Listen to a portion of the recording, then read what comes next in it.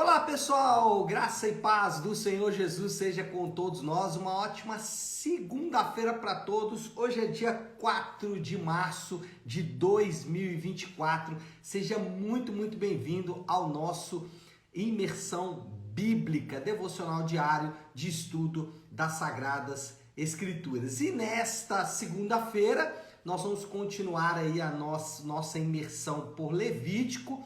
E hoje vamos falar de Levítico capítulo 11, todo o capítulo 11, ali do versículo 1 até o 47, e o tema hoje é os alimentos impuros. Hoje eu vou falar sobre dieta, tá bom? Então, prepara aí que eu vou me aventurar por esse mundo da dieta. Eu vou falar quais são os alimentos, né? E já prepara o seu caderno para anotar os alimentos que os crentes podem ou não ingerir. É claro que é uma brincadeira, estou chamando sua atenção aí para esse assunto, porque o tema vai ser de fato hoje animais impuros e alimentos impuros. Eu quero ler um texto que na verdade ele não é só base aqui para esse capítulo 11, mas ele também é base aqui para todo esse bloco que a gente vai ter, que é agora do 11 ao 15, que é o versículo 45 então de Levítico 11. Ele é a ideia central aqui desse texto. O que diz Levítico 11:45.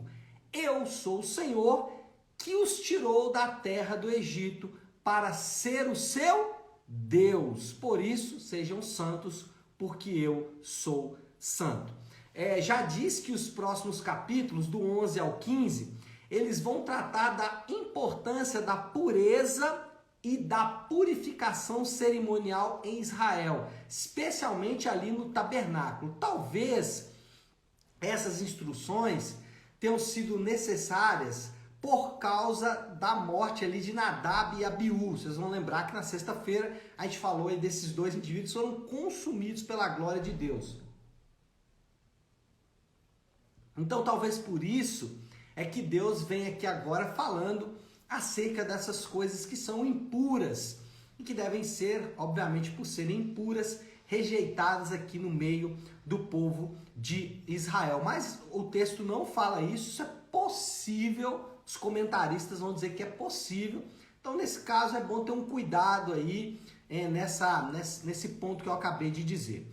O propósito do capítulo está muito claro. Qual que é o propósito do capítulo? O próprio capítulo nos deixa claro qual que é o seu propósito. Versículo 47.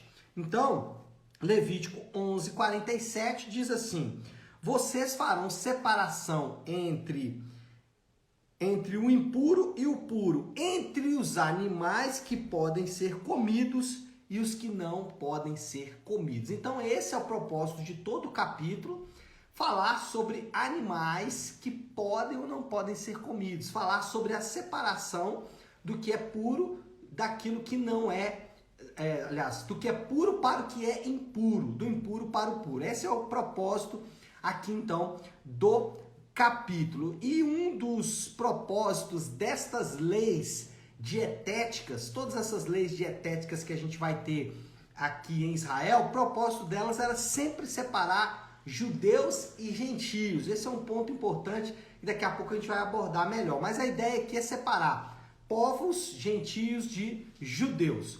Moisés dividiu a passagem em alguns pontos. Ele começa falando no início da passagem, do versículo 2 a 8, sobre os animais terrestres, e aí ele vai falar dos de pata fendida e dos que ruminam. Depois, do versículo 9 ao 12, ele vai falar dos animais marítimos, ou seja, dos peixes e animais encontrados no mar, né? Meu amigo Tiagão aí que gosta de um camarão, né? Faz parte aqui dos animais do mar, hein? Tô brincando, é claro, né, gente? Depois ele vai falar das aves, né? Capítulo 11, do 13 ao 19. Depois ele vai falar dos insetos. Então, aqueles irmãos aí que gostam de comer um inseto, né? Então tem que olhar com cuidado aqui para esse texto, tá? Aqueles irmãos que gostam aí, sei lá, de uma centopeia, de um gafanhoto, né? Inclusive havia, né, liberação aí para animais, para insetos, tá? Lembra de João Batista, que comia gafanhotos e mel silvestre? Essa era a dieta ali de João Batista. Então os gafanhotos, por exemplo, era permitido comer. Eu não sei se alguém está animado a pegar uma sopa de gafanhoto, não, mas estava liberado, tá bom? Outro ponto aqui, então do 20 ao 23, insetos, e do 29 ao 43 é a parte maior aqui, né? Vai falar dos animais rastejantes, os lagartos, cobras e tudo mais. Então, aqueles irmãos aí que gostam de saborear uma bela cobra, vai ter problema aqui nos versículos 29 ao 43. Mas enfim, irmãos, esse é o texto, tá dividido aí, esse é um panorama geral. Cada um desses animais aqui tem as suas próprias descrições daquilo que pode e não pode.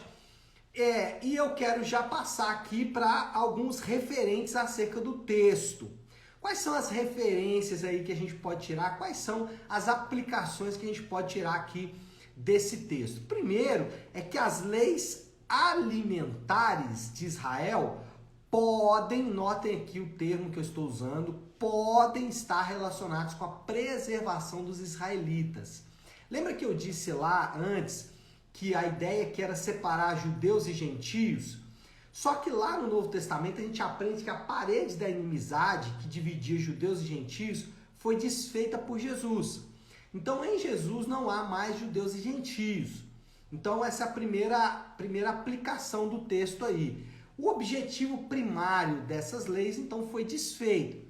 Outro ponto aqui é que como as questões sanitárias nesse período aqui eram muito precárias, talvez essas leis possam ter sido implementadas exatamente para que doenças contagiosas, pandemias, né, epidemias pudessem ali extirpar os israelitas. Então talvez essas leis dietéticas tenham esse objetivo.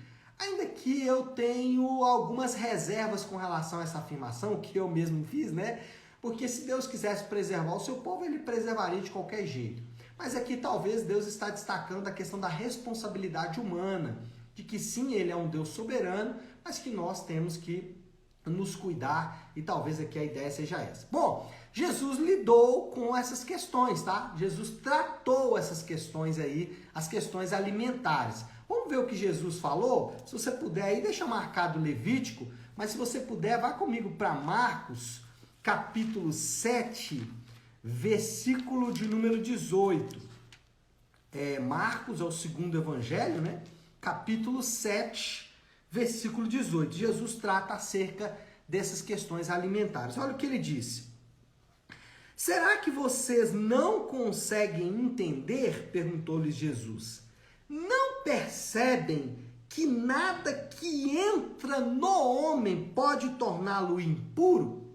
Porque não entra em seu coração, mas em seu estômago, sendo depois eliminado.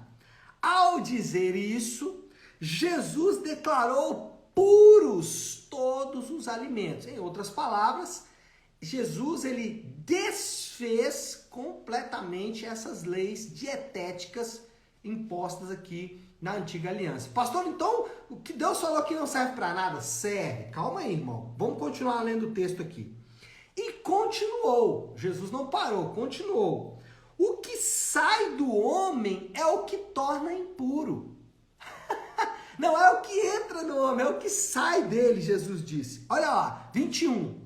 Pois do interior do coração dos homens vêm os maus pensamentos, as imoralidades sexuais, os roubos, os homicídios, os adultérios, as cobiças, as maldades, o engano, a devassidão, a inveja, a calúnia, a arrogância e a insensatez.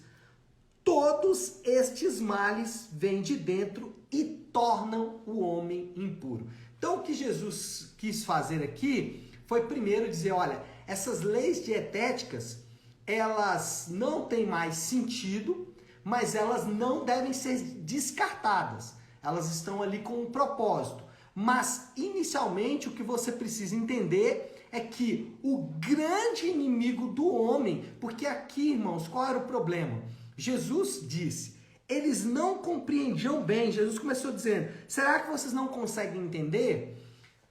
tanto em Levítico como aqui em Mateus, a ideia é mostrar que aquilo que contamina o homem, o verdadeiro inimigo do homem, o verdadeiro e real inimigo do homem é o pecado. O pecado é o que tornou aqueles animais impuros, o pecado é o que torna os homens impuros. O pecado é o nosso grande e real inimigo. E é isso que Jesus está dizendo. Jesus, ele descartou nesse texto os caminhos alternativos para lidar com os nossos inimigos.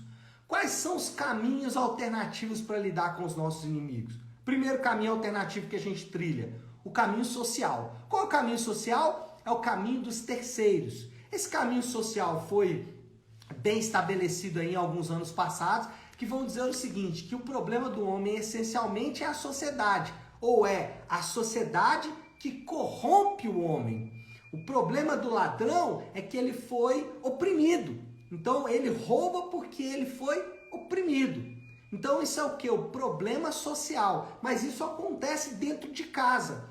Quando em vez de encarar os meus próprios pecados, eu terceirizo ele. Eu digo que o meu problema é a minha esposa. Ela é o meu problema. O meu problema é o meu patrão. Ele é o meu problema. O meu problema é o irmão da igreja. É o meu filho, é o meu pai, enfim. Eu terceirizo. Jesus não trilhou esse caminho. Ele foi claro. O que contamina o homem é o que sai dele e não o que entra nele. Ou seja, aquilo que está no coração dele. Ele também fechou uma porta aqui que a gente gosta de abrir, né? Que é o caminho da espiritualização. Ou seja, o problema são os demônios. Irmãos, os demônios, eles se alimentam dos nossos pecados. Não podemos colocar a culpa nos demônios. Os demônios se alimentam dos nossos pecados. E o outro é o problema intelectual. Jesus não disse que o problema do homem é falta de educação. Educação é importante? Demais. Precisamos de conhecimento? Sim, mas essencialmente o nosso problema é o que sai de dentro de nós, ou seja, o nosso problema é o pecado. Bom, pastor, então eu posso descartar Levítico capítulo 11. Jesus já falou que os alimentos são puros, vamos esquecer esse capítulo. Não, irmãos. Não podemos descartar nenhum texto das Escrituras, nenhum. Não faça isso. Não trate nenhum texto da Bíblia como de segunda importância. Não estabeleça por conta própria prioridades que Deus não deu. O capítulo que trata da morte e da ressurreição do Senhor, os capítulos lá nos Evangelhos, são tão importantes quanto Levítico 11. Todos eles são importantes. A gente não tem direito de dizer que um é mais palavra de Deus do que o outro. Tá bom, então se eu não posso descartar, como eu devo então tratar Levítico capítulo 11? A gente deve olhar para ele como princípio geral. Quais são os princípios gerais que nós podemos tirar aqui de Levítico capítulo 11? Primeiro, Deus é santo e exige santidade dos seus seguidores. Lembra do texto que a gente leu? Deixa eu voltar aqui para Levítico 11. Olha o 45. Eu sou o Senhor que os tirou da terra do Egito para ser o seu Deus. Por isso, sejam santos, porque eu sou santo. E esse texto foi repetido lá no Novo Testamento. Pedro citou esse texto. Pedro citou Levítico para falar também isso. Sejam santos, porque eu, Senhor, sou santo. Então, princípio geral aqui, Deus exige santidade dos seus seguidores. Segundo princípio geral, que próprio Deus providencia um meio de purificar os seus seguidores por meio de Jesus. Lembra lembra não, né? Lá no capítulo 16 nós vamos falar sobre a expiação. Eu disse no início aqui que o capítulo 11 até o 15 é como se fosse uma inserção. É como se fosse aqui um parágrafo, um parêntese.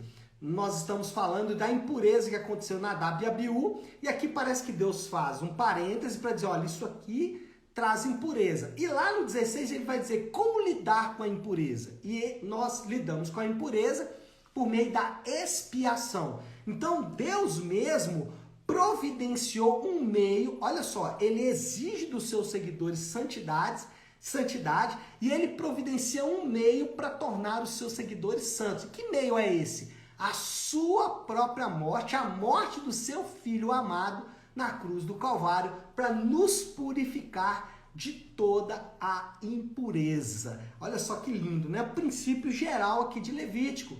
Deus, santo, exige santidade dos seus e providencia um caminho para que os seus sejam, então, purificados. Também aqui, princípio geral que a gente pode extrair do texto. Existe uma diferença marcante na vida dos seguidores de Jesus.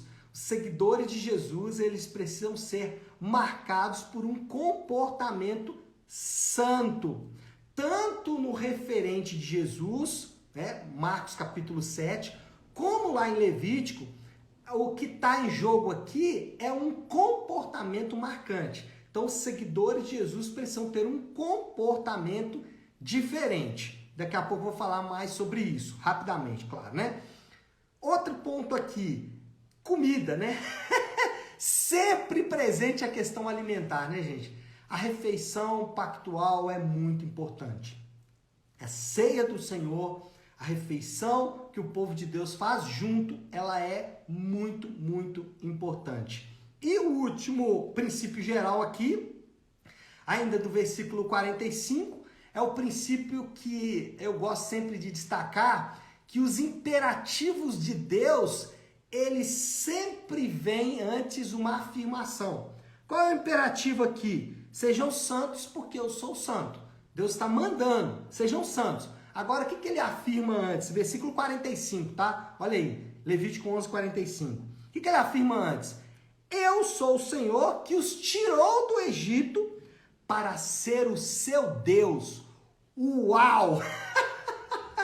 Deus pede, na verdade, ordena que sejamos santos. Mas antes ele diz, primeiro, eu tirei você do Egito e eu estou em um pacto com você. Eu estou em uma aliança com você. Então, por isso, você deve ser santo. A motivação para a santificação está presente aqui nesse versículo 45.